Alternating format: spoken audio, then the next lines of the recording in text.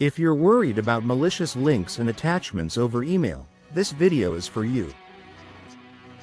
This quick guide is for email security and security analysts or anyone curious about how an email security gateway blocks emails containing malicious attachments and URLs.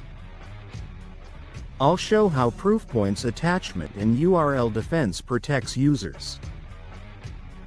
Initially, Proofpoint analyzes attachment and URLs based on message defense rule and policy settings, during which it scans email attachments using advanced sandboxing to detect malware and zero-day threats.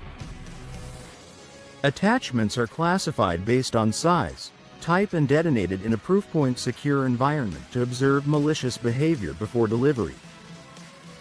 Proofpoint also analyzes URLs inside emails to identify suspicious or malicious links.